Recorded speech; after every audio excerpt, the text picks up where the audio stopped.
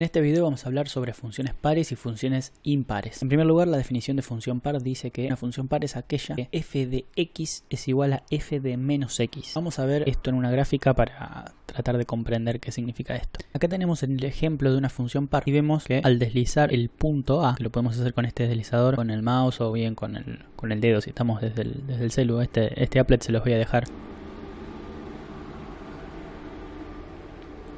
Pero ¿qué pasa? Que cambiando la basura. Este applet se lo voy a dejar en la descripción del video. Fíjense que a medida que muevo el punto rojo, el punto azul va tomando exactamente la misma imagen, pero está tomando el valor opuesto de entrada de la función. O sea, el valor del que le pongo en la entrada de la función en el dominio, el punto azul está tomando el opuesto. Es decir, acá en este caso en particular vemos que x vale 1,9 y en el punto azul x vale menos 1,9, pero los dos tienen la misma imagen. ¿Qué significa eso? Si yo tomo un valor de x, tomo el valor de menos x, es decir, el opuesto, ambos van a tener la misma imagen. Eso va a pasar siempre que tenga una función par, o mejor dicho, siempre pasa eso para todos los puntos del dominio, la función va a ser par. Eso es lo que decía la definición. Fíjense, si yo tomo un x terminado, en este caso 2,1, y tomo menos x, menos 2,1 en este ejemplo, ambos van a tener como salida el mismo valor, en este caso 19,45. Este es un ejemplo de una función par. Y si muevo el punto van a ver que para todos pasa lo mismo. Ahí y es igual, y es igual, y es igual. ¿Cómo se interpreta en una gráfica la función par? Tenemos una simetría axial, es decir, que tenemos un eje de simetría, como cuando iban al jardín y pintaban una hoja, la plegaban a la mitad, el lugar donde plegaban la mitad de la hoja era el eje de simetría. Y eso es una simetría axial. Lo que pintaban con témpera que quedaba dorado son todo el conjunto de puntos lo que ustedes habían dibujado. En este caso, lo que ustedes dibujaron con témpera era lo rojo y lo que se dibuja a partir de la simetría es todo lo azul. De hecho, si yo escondo la función y empiezo a mover el punto rojo por el dominio de f, van a ver que si lo muevo pasito se empieza a trazar. A partir del rastro del punto azul se empieza a trazar la gráfica de la función. Solamente lo estoy moviendo en el punto rojo.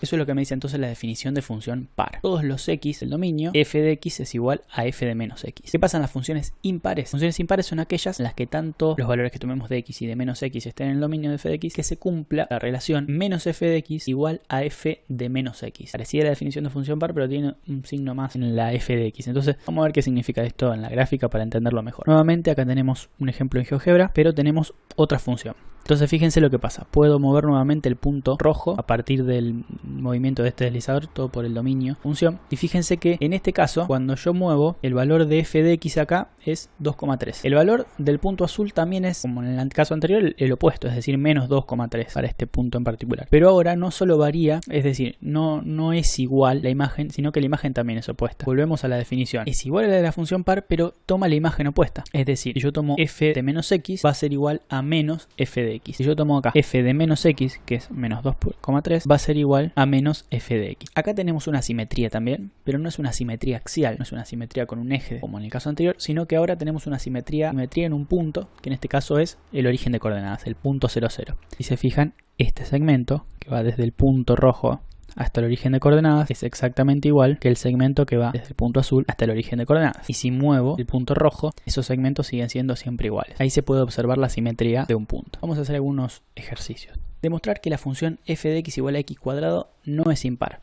Para demostrar que una función no es impar, no es par, me alcanza a comprobar que un punto de la función no cumple con la definición dada. Es decir, si hay un punto que puedo encontrar que ya no cumple la definición, entonces pude demostrar que la función no cumple con esta propiedad. Entonces, me está pidiendo que demuestre que no es impar. Recuerdo la definición de función impar que me decía que menos f de x es igual a f de menos x. Es decir, menos f de x igual a f de menos x. Vamos a hacer una demostración por absurdo, se llama esto, que es empezando por decir que una proposición es verdadera. Eso estamos diciendo que son iguales las dos expresiones y probablemente después lleguemos a una contradicción si eso no fuera. Entonces, decía que alcanza a comprobar que un valor de la función no cumple con esto para demostrar que ya la función no es impar. Entonces, f de x puede ser tomar cualquier valor que esté en el dominio de x cuadrado de esta función y reemplazarlo. Por ejemplo, podemos decir que x es igual a 2. Entonces yo sé que f de x, esto que está acá, sería decir f de 2. En 2 es 2 al cuadrado, que es 4. Entonces, eso que está ahí, f de x sería 4 y tiene un menos adelante, así que sería menos 4. ¿Qué sería f de menos x? Sería tomar el valor que tomamos como x, que es este, y decidir menos x, o sea, menos 1 por x sería menos 2. ¿Y qué sería f de menos x? Y f de menos 2. F en menos 2, por la definición de esta función, sería lo mismo que decir menos 2 al cuadrado. Acá es muy importante ver los signos, porque si le erramos en un signo podemos confundirnos. ¿Qué significa menos 2 al cuadrado? Menos 2 por menos 2, menos por menos más, o sea que esto es 4 positivo. Es decir que f de menos x, f de menos 2 es 4 positivo. Y acá tengo que menos 4 es igual a 4. Esto no es así, por lo tanto hemos demostrado por absurdo que f de x igual a x cuadrado no es impar, porque en x igual a 2, f no cumple con la definición de función par. Ahora me está pidiendo algo que es un poco más difícil. ¿Por qué más difícil? Porque me está pidiendo que demuestre que f de x sí es par. En ese caso, no me alcanza a comprobar que un valor sí cumple con esa condición. Vamos a tomar el mismo ejemplo que antes. X igual a 2. X igual a 2 sería tomar un solo punto de la función. Entonces yo, para demostrar que f de x es par, recordemos que la definición de función par dice que f de x es igual a f de menos x, yo podría probar este valor. Si la función es par, lo va a cumplir. En este caso sí lo va a cumplir porque la función es par. Pero comprobar un valor no me alcanza. Tengo que probarlo en todas. Entonces, ¿cómo hago eso? Bueno, primero vamos a probar con un valor como hicimos antes para ver qué pasa. ¿Qué sería f de x?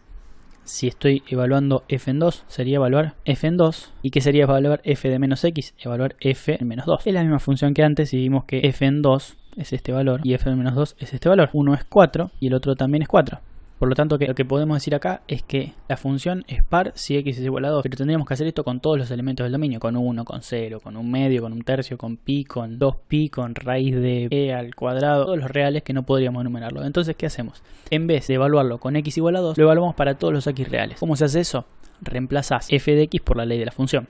Es decir, esto que está acá, x cuadrado. ¿Y qué sería f de menos x? Y en cada lugar que diga x vas a poner lo que te dice acá, adentro, menos x. Es decir, esto va a ser menos x al cuadrado. ¿Y qué hago con eso? Bueno, y recordamos las propiedades de los exponentes, que te los dejo por algún lugar, ahí por alguna tarjetita arriba. Este cuadrado se puede distribuir en el menos, que es un menos 1, que está multiplicando la x. Es decir, menos x, recordemos que significa menos 1 por x.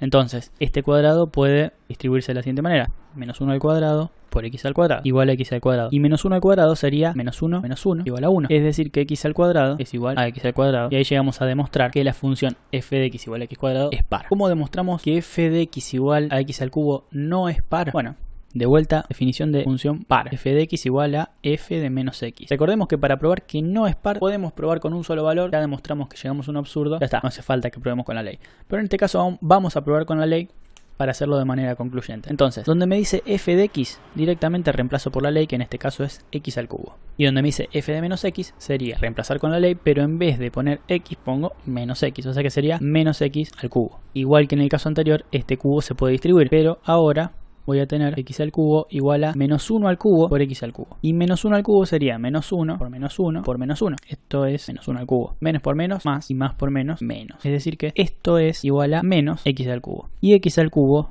no es igual a menos x al cubo. Entonces acá llegamos al absurdo. Y de esta manera pudimos demostrar que f de x no es par. ¿Por qué no es par? Porque no cumple con la definición de función par. Ahora vamos a tratar de demostrar que f de x igual a x al cubo es impar.